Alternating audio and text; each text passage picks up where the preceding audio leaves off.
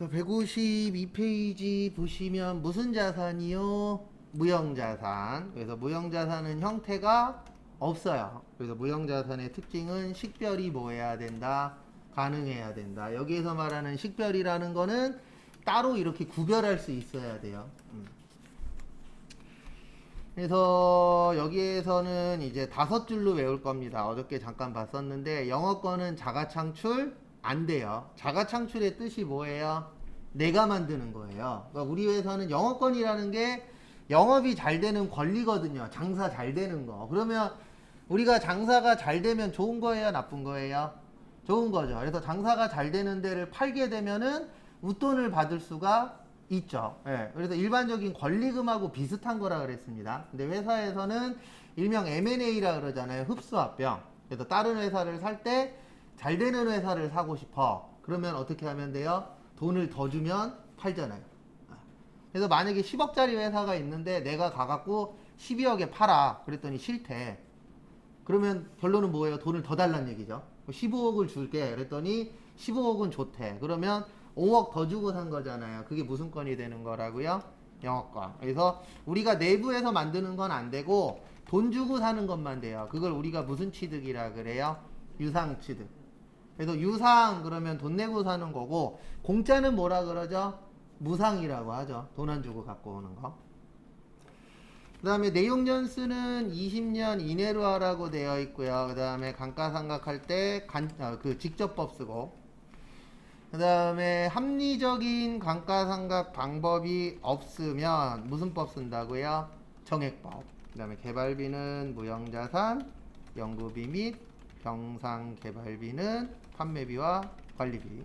그래서 요거 가지고 이제 교재 보면서 설명할 겁니다. 그래서 어저께 설명 조금하다 끝났는데 거기 무형자산의 종류부터 볼게요. 첫 번째로 영업권. 특정 기업이 동종의 다른 기업보다 초과수익력. 초과수익력의 뜻이 뭐라고요? 돈을 많이 번다는 뜻입니다. 그래도 돈을 많이 벌면은 그 돈 많이 버는 거에 대해서도 우리 회사가 그만큼 가치를 많이 얻을 수 있잖아요. 왜냐면 우리가 일반적으로 장사하는 방법은 두 가지가 있어요. 크게. 하나는 신장개업. 그 다음에 또 하나는 잘 되던 걸 어떻게 하는 거예요? 내가 사서 거기에서 영업을 할 수도 있어요? 없어요? 있죠. 뭐가 더 좋은지는 몰라요. 그거는 결과가 얘기해 주는 거니까. 왜냐면 이런 분들 있잖아요. 저처럼 마이너스의 손. 내가 하기만 하면 장사가 안 돼. 아무리 몫이 좋아도. 이런 분들도 있어요? 없어요? 있어요. 근데 또 이런 분들도 있어요. 내가 하기만 하면 대박 나. 그런 사람들도 있죠. 그래서 영어권에서 중요한 거는 내가 만들 수는 없어요. 무조건 돈 주고 사야 됩니다. 그거 좀 봐두시고. 두 번째로 개발비. 그래서 우리 개발이 있고 뭐가 있다고요? 연구가 있어요. 그래서 요즘 시험 문제 요거 잘 냅니다. 개발비하고 연구비 관련된 거. 그래서 개발비는 자산 처리할 수 있는데 왜 그러냐면 개발이 끝나면 판매가 가능해요. 그래서 판매가 가능하면 뭐가 발생해요? 효익이 발생해요. 그래서 자산 처리할 수 있고, 그 다음에 연구는 비용 처리하라고 되어 있어요. 판매비와 관리비가 비용 처리하라는 뜻이에요. 무슨 처리한다고요? 비용 처리. 왜냐면 연구가 끝났다 그래서 판매할 수가 없어요. 그래서 효익이 발생하지 않습니다. 그러면 연구 끝났다 그래서 돈 벌 수는 없다는 얘기죠. 미국에 5년 전인가 6년 전에 TV에서 한번 나왔었는데 미국에 입는 컴퓨터가 있대요. 가격은 한 2억, 그리고 무게는 한 20kg 정도. 실제 있대요. 근데 컴퓨터 하려고 20kg를 들쳐 메고 걸어 다니면서 컴퓨터 할 사람은 현재 있어요? 없어요?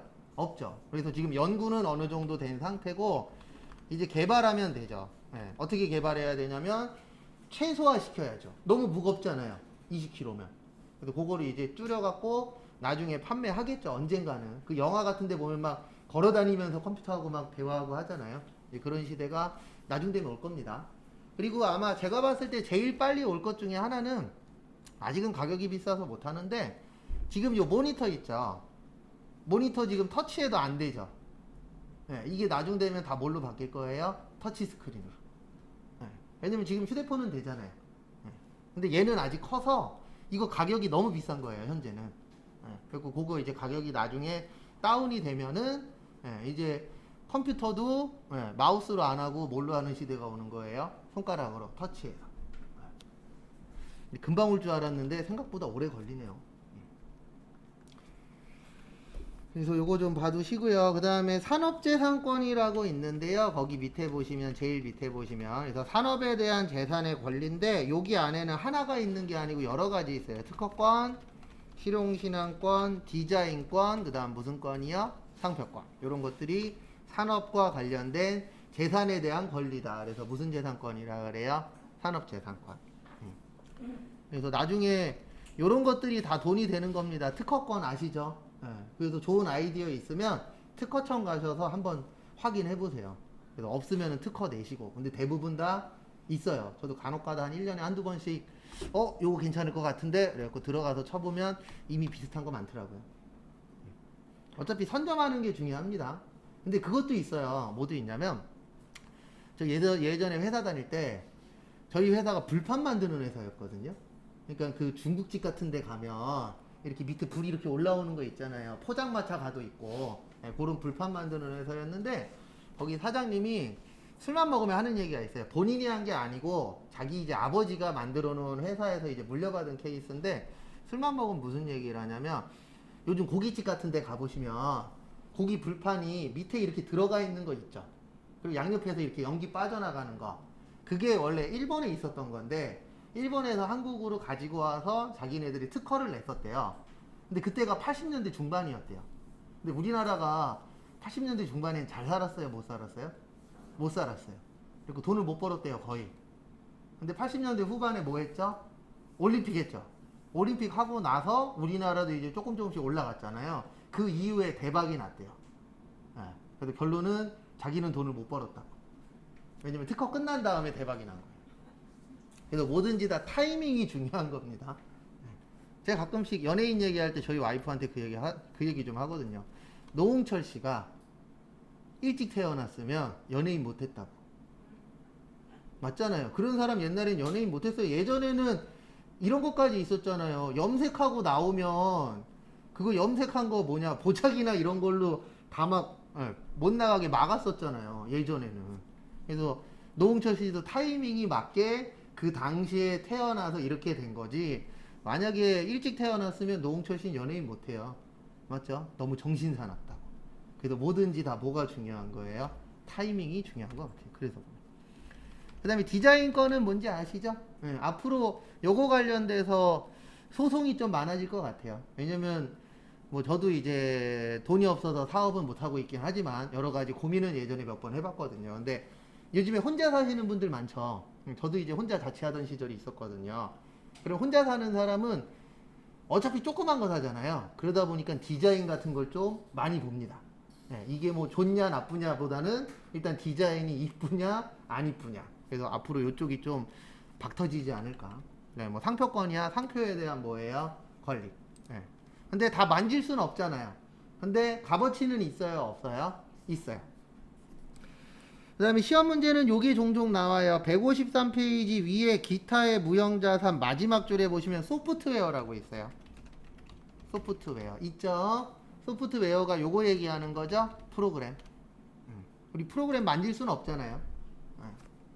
그래서 소프트웨어가 간혹가다 나옵니다. 어떻게 시험 문제 나오냐면 회계 프로그램을 샀대요. 그러면 프로그램이 기억나시면 안 돼요. 뭐가 기억나야 돼요? 소프트웨어. 왜냐면 계정 과목이 소프트웨어로 되어 있어요. 그런 것 좀 봐두시고. 그 다음에 거기 무형자산의 취득원가에다가 제가 또 쓸 겁니다. 이건 쓰셔도 되고 안 쓰셔도 돼요. 우리 매입 시에 부대 비용은 뭘로 처리한다고요?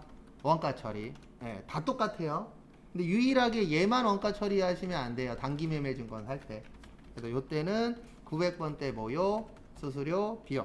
그다음에 매출 시에는 뭐예요? 그냥 비용. 그리고 요 900번대는 프로그램 할 때 알려드릴게요. 프로그램 관련된 거예요. 그래서 그거 좀 보시고. 그 다음에 나머지는 암기로 대체하시면 돼요. 그 다음에 쭉 넘어오시고요. 교재는 159페이지.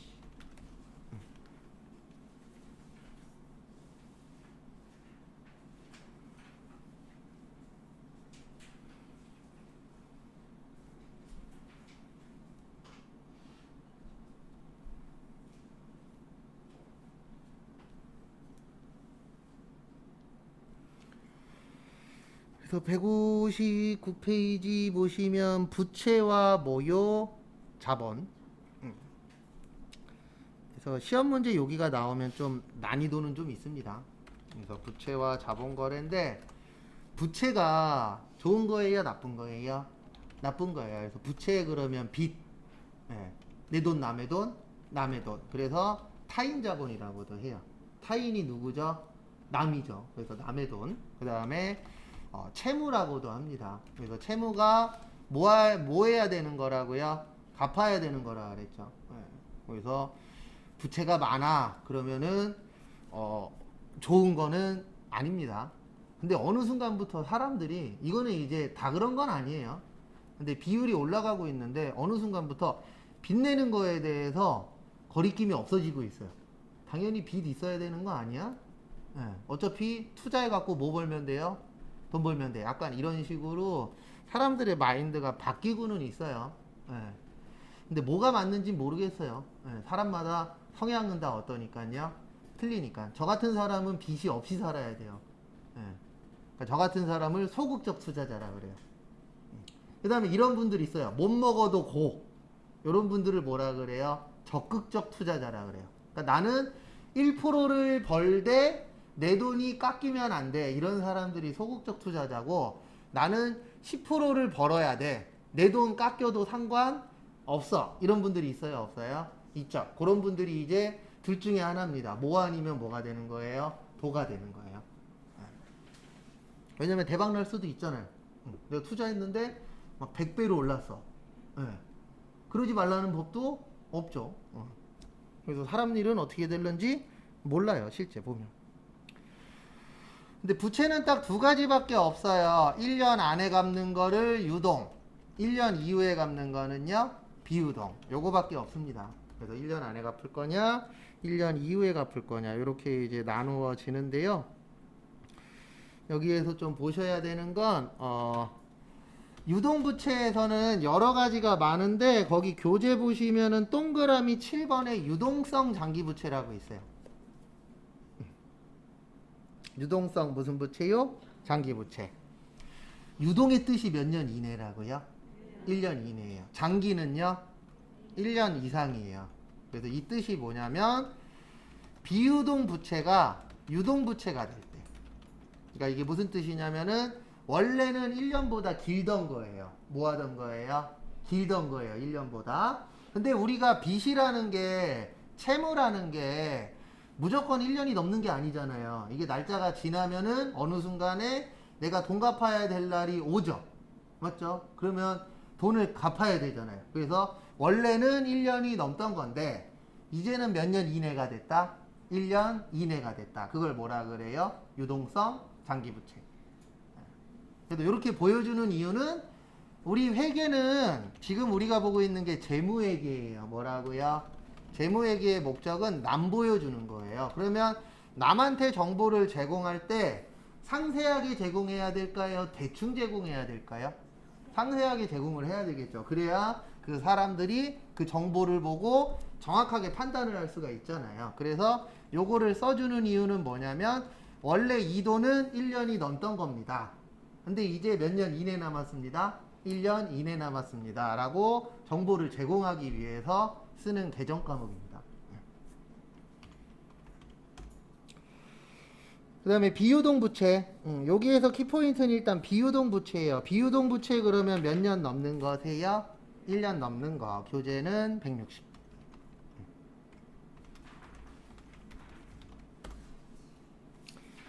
여기에서 크게 볼 건 두 가지예요. 비유동 부채에서 볼 거는 사채하고 퇴직급여. 일명 퇴직금 관련돼서 이렇게 두 가지를 보실 겁니다. 얘는 안 나오는 게 도와주는 거예요. 시험 때. 잘 안 냅니다. 근데 내기는 돼요. 간혹 가다 한 번씩. 근데 왜 안 내는 게 좋은 거냐면 그냥 어려워요. 네.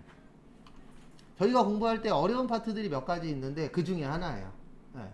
그래서 나오면은 일단 사채가 붙으면은 난이도는 중 이상이라고 보시면 돼요. 그래서 어떻게 내느냐에 따라서 최상이 될 수도 있고 하급으로는 아니에요. 네. 좀 난이도가 좀 있습니다. 그래서 나오면 하나, 안 나오면 안 내요. 사채 그러면 회사채입니다. 예, 우리가 뭐 TV에서 보는 뭐 러시앤 캐시니 미즈 사랑이니 이런 거는 개인 사채예요. 개인이 뭐 하는 거죠? 돈 빌리는 거죠. 예, 근데 이제 우리나라 우리가 회계 공부할 때 나오는 사채는 그냥 회사채입니다. 예. 조만간 한번 뒤집어질 거예요. 왜 뒤집어지냐면 그 사채 시장 있죠. 아까 설명드린 미즈 사랑 요런 쪽 거기에 이자율이 조만간 떨어지거든요. 지금 26%인가 27.6%인가 그런데 그게 20%대 초반으로 떨어져요. 그래 왜 뒤집어질 거냐면 연장을 안 해줄 거거든요. 요 놈들이 연장해주면 이자를 더 많이 받을 수가 없죠. 그래서 아마 원금 회수하려고 할 거라 최근에 뉴스 한번 나오더라고요. 아마 난리 날 것 같다고. 근데 왜 그러냐면 실질적으로 제1금융권이나 이쪽에서 빠져나가신 분들이 대부분 그쪽을 쓰잖아요. 예, 그러면 현 상황이 좋으신 분들보다는 안 좋으신 분들이 대부분 사채 시장에서 돈을 끌어다 쓰기 때문에 조금 위험하지 않겠느냐라는 식으로 나오더라고요. 근데 참고로 미즈사랑이나 러시앤캐시 다 어디 거예요? 일본 거예요. 예, 그 예전에 한 6년 전에, 그러니까 7년 전에 TV에 한번 나왔었는데 일본이 지금 이자율이 되게 낮대요. 사채 시장 쪽도 10%대 막 그렇대요. 그리고 돈이 안 되니까 그 돈이 우리나라로 뭐 한 거예요? 넘어온 거예요. 그래서 어떻게 보면 우리나라도 계속 그 이자율을 줄일 거예요. 그러면 이제 요 사채 시장이 또 다른 나라로 또 넘어가겠죠. 일부는 지금 다른 나라로 넘어가려고 준비 중이래요. 왜냐면 이게 10%대 안으로 들어오면 남는 게 많지 않대요. 계산을 했을 때. 네, 그리고 이자율 괜찮은 대로 또 넘어가겠죠. 근데 그거는 어쩔 수 없는 거예요. 왜냐면 사채든 뭐든 다 돈 벌려고 하는 거잖아요. 그래서 지금부터 제가 적어드리는 거는 이해를 위한 거고 요게 시험 문제가 나오진 않아요. 그래서 액면 이자율이라는 게 있고 유효 이자율이라고 있어요. 요거를 시장 이자율이라고 합니다. 그래서 액면의 뜻이 뭐예요? 액면. 액면의 뜻이 뭐냐면 종이에 써 있는 거를 액면이라 그래요. 그래서 10,000원짜리 있죠? 10,000원짜리가 액면가가 얼마예요? 10,000원이에요. 왜요? 거기 얼마라고 써 있어요? 10,000원이라고. 그래서 액면 이자율은 뭐냐면 이 사채를 발행하는 데에서 주는 이자를 액면 이자율이라 그래요. 무슨 이자율이야? 액면 이자율. 그래서 말은 안 되는데 만약에 10% 주겠대요. 우리 회사 거를 사시면 몇 프로 주겠대요? 이자를 10%.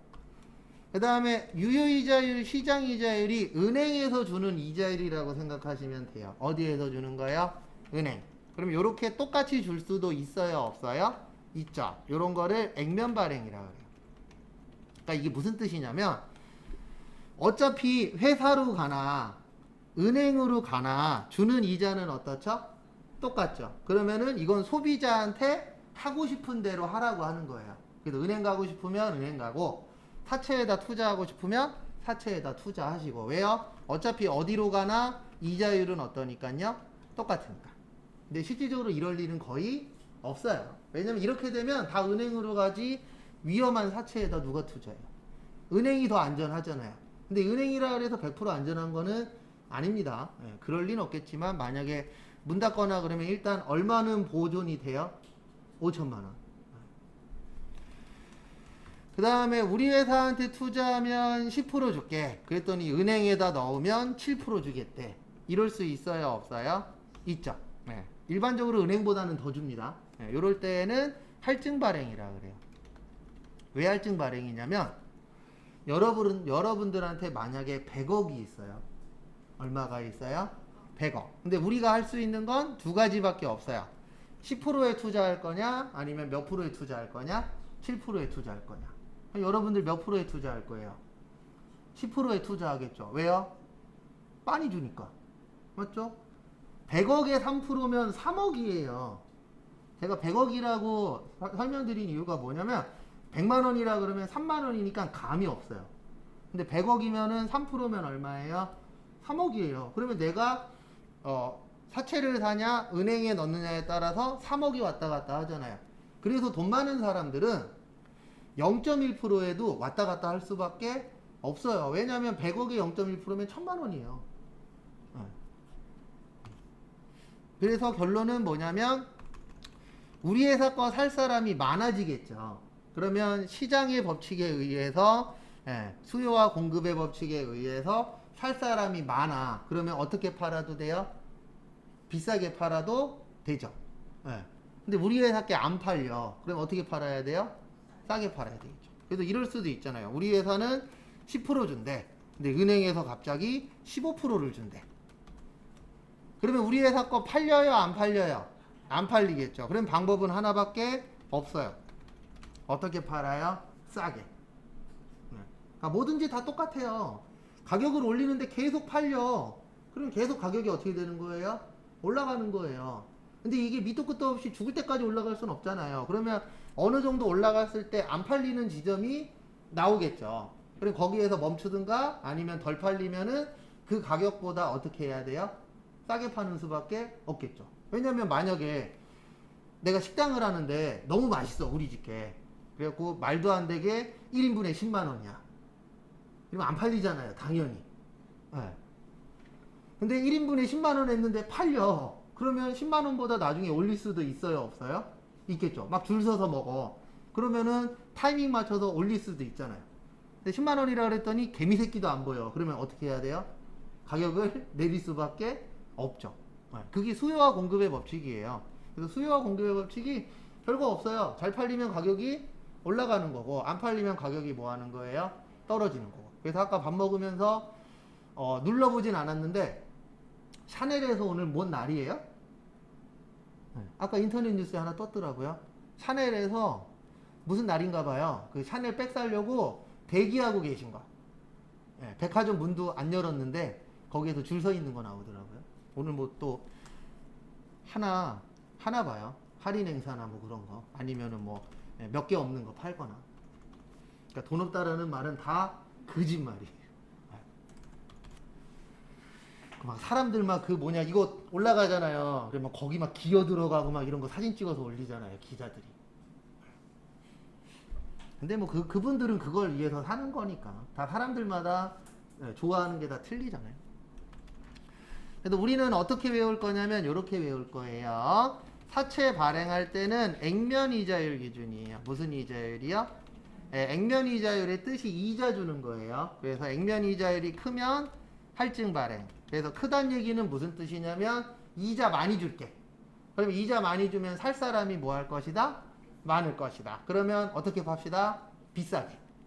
그 다음에 사채 발행할 때 이자율이 작으면 할인 발행. 요건 무슨 뜻이냐면 이자를 조금만 줄 거야. 그러니까 살 사람이 없어. 그러면 어떻게 팔아야 돼요? 싸게. 그래서 뭐든지 다 그래요. 지금 아파트 값도 올라가는 이유는 하나예요. 5억에 내놨어. 팔려. 그러면 5억 2천, 5억 4천 계속 어떻게 돼요? 올라가요. 네. 근데 지금 저기 난리 났잖아요. 세종. 네. 세종은 지금 막 1, 2억 떨어지고 있대요. 왜요? 안 팔리니까. 네. 그래서 딴 거 없어요. 그냥 부동산 가격도 그렇고 뭐든지 다 내놨더니 이 가격에 팔리네. 그러면 그 가격으로 형성이 되는 거고 이 가격에 내놨더니 안 팔리네. 그러면 계속 뭐 하는 거예요? 내려가는 거예요. 그래서 제가 예전에 김포에서 일할 때 수강생 중에 한 분이 좀 잘 사세요. 원래 강남 살았는데 잠깐 내려왔다 그러더라고요. 55평짜리 집이 있었는데 7억에 내놨는데 안 팔리는 거예요. 1년 후에 6억인가 팔았어요. 지금 아마 후회하고 계실 거예요. 네. 근데 그게 10년도 넘은 얘기고. 네. 그래서 딴 것 없어요. 뭐든지 다. 네. 그 가격에 팔리면 그 가격이 형성되는 겁니다. 그 다음에 사채 상각을 하는데 요거는 암기만 할 거예요. 왜냐면 이거는 우리가 못 배우는 내용이라. 근데 시험에 나와요. 그래서 사채 상각할 때 유효 이자율법을 쓰고요. 상각액은 할증 발행이나 할인 발행 모두 증가한다. 여기 시험 문제 종종 나와요. 왜 나오는지는 설명드릴 겁니다. 우리가 다른 건 몰라도 할증의 뜻이 뭐죠? 예, 비싼 거죠. 그래서 우리가 할증이라는 말 어디서 들어요? 그렇죠. 그래서 할증부터 그러면 가격이 올라가는 거죠. 그래서 할증은 가격이 올라가는 거예요. 할인은요? 가격이 떨어지는 거죠. 싸게 파는 게 할인이니까. 그러면 우리가 딴 건 몰라도 이 정도는 알잖아요. 할증은 비싼 거야. 할인은 싼 거야. 그러면 두 개가 같은 방향이에요? 반대 방향이에요? 반대 방향이죠. 하나는 올라가고 하나는 떨어지니까. 그러면 일반적으로 결과값도 반대여야 되잖아요. 할증이 올라가면 할인은 뭐 해야 돼요? 떨어져야 돼. 근데 유일하게 얘만 같은 쪽으로 가요. 무슨 액만요? 삼각액. 그래서 시험 문제가 어떻게 나오냐면 교재 어디 갔냐? 175페이지 잠깐만 펴보세요. 거기 2번에 있어요. 30초 드릴 테니까 한번 풀어보세요.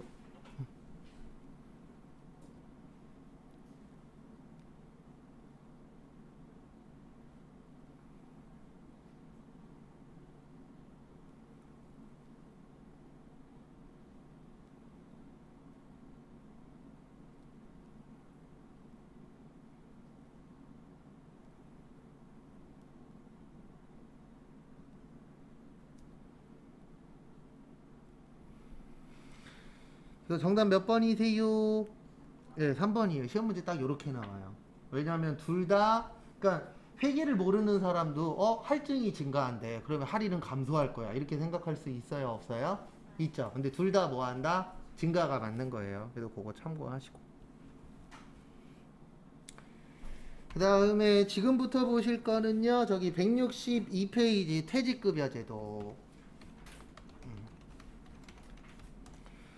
퇴직급여 제도는 다들 아시죠? 우리가 일반적으로 몇 년 이상 다녀야 받으실 수 있어요?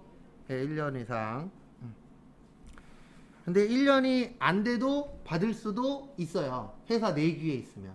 회사 내규에 1년이 안 된 자도 퇴직금 뭐 하겠다? 지급하겠다. 그러면은 퇴직금 받을 수 있는데 그런 회사가 거의 없죠. 네, 그래서 일반적으로 1년 이상 다니셔야 됩니다. 그래서 일반적으로 이렇게 구하잖아요. 퇴직금 계산할 때 퇴직 전 몇 개월이 중요해요?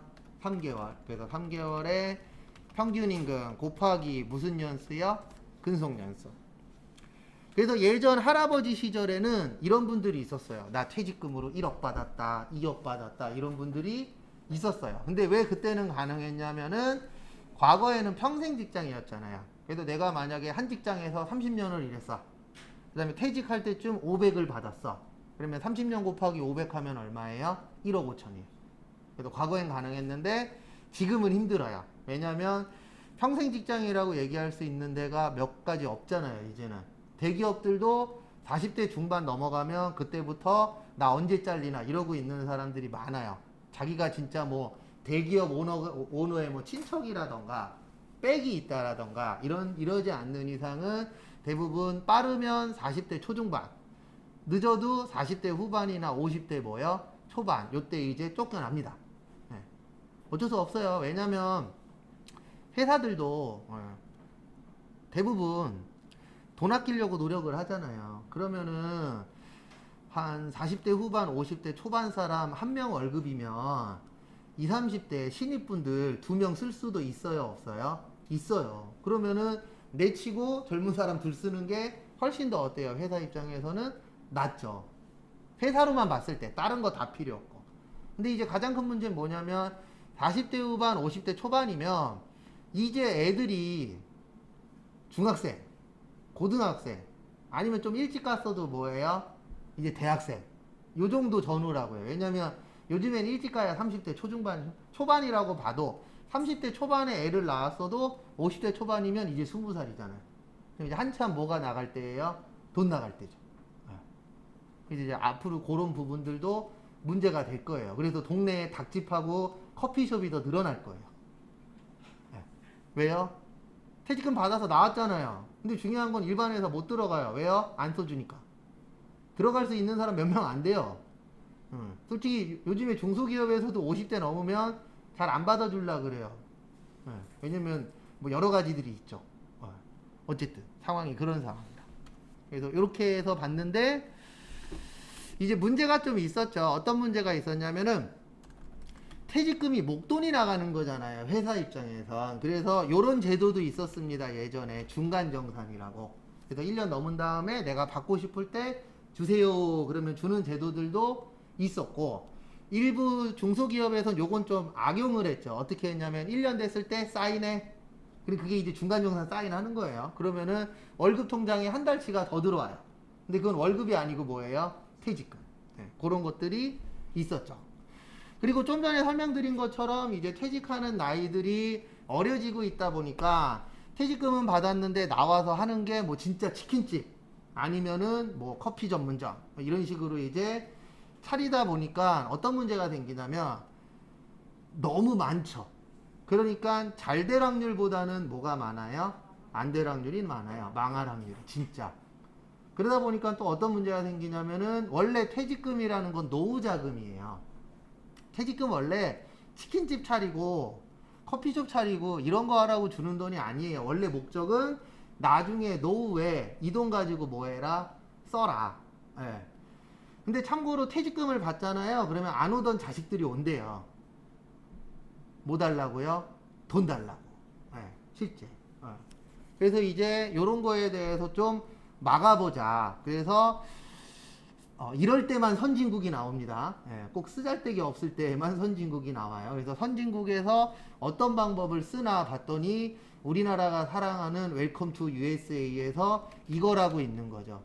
무슨 연금이요? 퇴직연금. 그래서 이건 미국 거예요. 예, 미국에서 하고 있는 거를 우리나라가 벤치마킹해서 가지고 온 거예요. 예. 그래서 이제 퇴직금도 뭘로 주자? 연금으로 주자. 왜냐면 목돈으로 주니까 어머 이 사람들이 빨리빨리 쓰네. 그리고 맨날 뭐라 그래요? 국가한테 돈 좀 내놔. 예, 이렇게 되다 보니까 예. 그러다 보니까 이제 앞으로는 무슨 연금 시대예요? 퇴직연금 시대. 그래서 퇴직연금에서는 일단 우리가 알아야 되는 건 두 가지예요. 요거는 교재 164페이지에 있어요. 확정급여형이라는 게 있고요. 그 다음에 확정기여형이라는 게 있어요. 몇 가지 있어요? 두 가지. 우리가 기억해야 될 거는 급여형 나오면 요게 기억나야 돼요. 퇴직연금, 운용자산. 그 다음에 기여형 나오면 퇴직급여. 시험 때에는 요것만 아시면 돼요.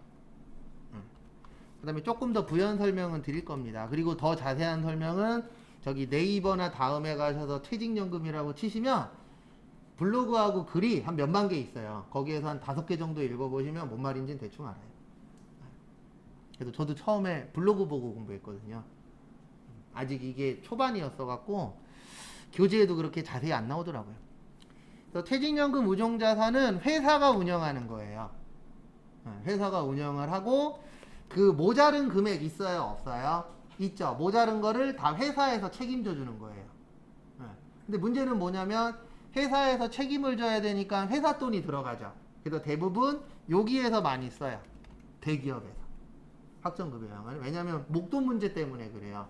우리 중소기업은 돈이 많아요? 적어요? 적죠. 그래서 가면 갈수록 더 적어지고 있죠. 거기에다 뭐 지금 코로나 때문에도 난리인지라.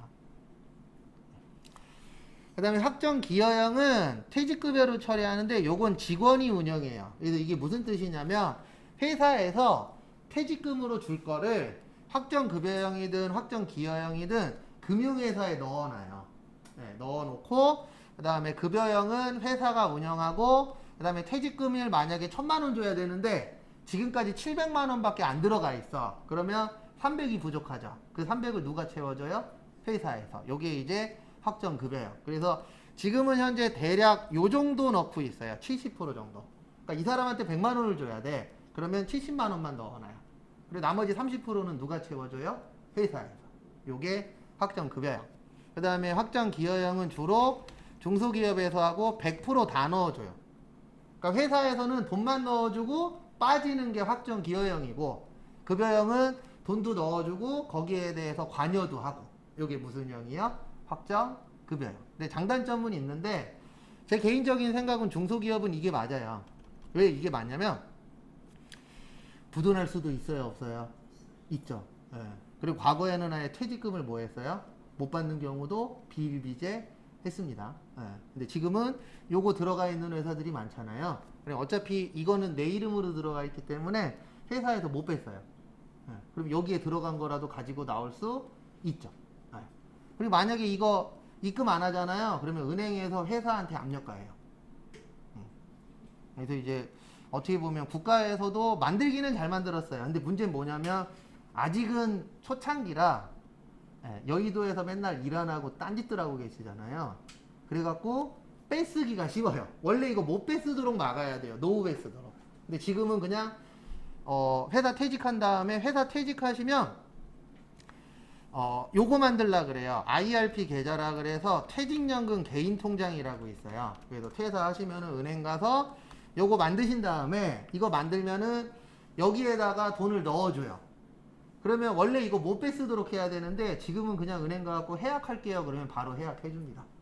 네. 근데 이게 나중에는 강화가 될 거예요. 강화가 되면은 아프거나 결혼하거나 집을 산다거나 이런 식으로 목돈이 필요할 때만 해약할 수 있고 나머지 뭐 나 여행 가고 싶어 이래도 해약 못하게 막아버릴 거예요. 왜냐면 요거 자체가 지금 쓰는 게 아니고 언제 쓰는 거예요? 노후에.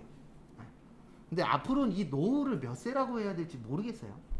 지금은 한 70세 이상 정도로 보는데 나중 되면 80세 이상이 되겠죠. 그래서 좀 딴 얘기 조금 좀 할게요. 앞으로 우리나라는 3년금 제도입니다. 몇 년금이요? 3년금. 그래서 대표적으로 무슨 연금이 있어요? 국민연금. 그 다음에 좀 전에 설명드린 퇴직연금. 그 다음에 개인연금이라 그래서 사적연금이라고 있어요. 이렇게 세 가지를 준비를 하셔야 됩니다. 참고로 요 두 개는 강제예요. 하고 싶어서 하는 게 아니라 국가에서 하래요. 그리고 요거는 이제 개인연금, 사적연금은 뭐 은행이나 보험회사나 이런 데에서 하는 연금 제도들이 있어요? 없어요? 있죠. 그거에 가입하셔서 하시면 됩니다. 근데 항상 알고 계셔야 되는 게 강제가 아닌 거는 내가 저거를 할 수 있는 뭐가 있어야 돼요? 여유가 있어야 돼요. 왜냐면 우리가 보험 들다가 해약하는 경우들이 있어요? 없어요? 있죠. 해약할 것 같으면은 아예 시작을 안 하시는 게 가장 뭐예요? 좋습니다. 그래서 뉴스 보면은 종종 이런 거 발표해요. 보험회사에서 해약한 게 최근 몇 개월 동안 얼마 정도 되더라 이런 거 나오거든요. 그러면 항상 거기에 역대 최대라고 나와요. 근데 그럴 수밖에 없는 게 우리가 일반적으로 힘들면은 집이 힘들어지면은 제일 먼저 끊을 수 있는 것 중에 하나가 뭐예요? 보험이에요. 그리고 보험 해약하시면 하나만 조심하시면 됩니다. 안 아프면 돼요. 맞잖아요. 우리 보험 드는 이유가 뭐예요?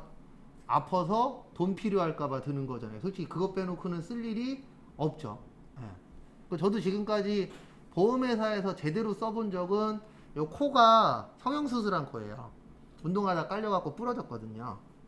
그래갖고 그때 한 열흘 정도 누워 있었는데 한 400만원 받은 것 같아요. 그리고 병원비는 한 90만원 또 나왔고. 그러면 300 이상 남았죠. 그래서 그때 무슨 생각을 했냐면 이래서 나일론 환자가 생기는구나. 그냥 누워만 있었어요. 열흘 동안. 주는 밥 먹고 졸리면 자고. 그랬더니 한 400 주시더라고요. 그래서 보험을 그래서 드는구나라는 걸 그때 알았죠. 그래서 요거 잘 준비하시고 그래서 요 세 가지 합쳐서 혼자 사시든 둘이 사시든 가구로 봤을 때 못해도 200 이상은 나오게끔 준비를 하셔야 돼요. 여기에서 말하는 200 이상은 풍요로운 생활이 아닙니다. 그냥 기본적인 생활을 하는데도 200 이상은 필요하잖아요, 솔직히. 그래서 내가 생각했을 때 요 정도는 필요할 것 같아. 그럼 거기에 맞춰서. 근데 요거 두 개는 어차피 내 월급에 따라서 빠져나가잖아요. 그래서 잘 준비하십시오. 저는 세 개 다 있어요. 국민연금 몇 년 이상 부어야 받을 수 있죠? 20년 아니에요. 10년. 몇 년이요? 10년. 근데 10년 부으면 얼마 안 돼요. 오래 부으면 오래 부을수록 많아지긴 합니다. 그래도 국민연금 가입되어 있고, 저희 퇴직연금 하거든요. 그리고 전 요거 있어요. 끝난 거. 제 나이 55세 되면은 한 달에 30만원씩 나온다 그러더라고요. 죽을 때까지. 그래서 제가 한번 계산해 봤어요. 전 오래 살 생각 없고, 100살까지만 산다 그랬죠. 100살까지 산다라고 치면, 계산기로, 1년에 360만원 정도 나와요. 그 다음에 제가 45년 더 산다라고 보면은 한 1억 6,200. 내가 낸 돈은 한 3천 정도 되더라고요. 그래서 들 거면은 한 살이라도 뭐 할 때요. 어릴 때. 늦게 들면 늦게 들수록 내야 될 금액이 많아요. 저는 좀 어렸을 때 들어갔고. 조만간 이제 2년인가 3년만 더 부으면은 제가 붓고 있었던 보험들 다 끝나요. 그러면 이제 꼬맹이 거하고 이제 와이프 걸 늘려줘야죠. 왜냐면 일반적으로 할 수 있는 게 거의 없어요. 뭐 주식을 할 거예요. 아니면 뭐 땅을 살 거예요. 땅 살 돈도 되지도 않거니와. 그러면 요런 거라도 준비해놔야죠. 그럼 또 그렇게 얘기하시는 분이 있어요. 뭐하러 이런 거 하냐고. 주식하라고. 머리 아파서 못하겠어요. 주식은. 하고 싶으면 할 수는 있는데 정보 줄 사람도 있어요. 아시는 분 중에 주식 전문가도 있으니까. 근데 어우, 한번 대화해봤는데 나는 안 하는 걸로. 눈 뜰 때부터 눈 감을 때까지 딴 생각 안 하고 주식 생각만 해요. 그래야 돈 번다 그러더라고요. 근데 돈은 확실히 많이 벌었어요, 그분은. 그것도 능력이 돼야 하는 거더라고요. 그 다음에 하나만 더 보고 쉽게요. 162페이지 밑에 보시면 퇴직급여 충당부채라고 있어요. 뭐라고 있으세요? 네, 충당부채. 충당 나오면 요거 기억하셔야 돼요. 보충법. 우리 오늘 쪽지 시험 볼 거에 대손충당금 있죠? 얘도 무슨 법이요? 보충법. 왜요? 뭐 들어가니까? 충당 들어가니까. 그래도 충당 들어가면 무슨 법이요?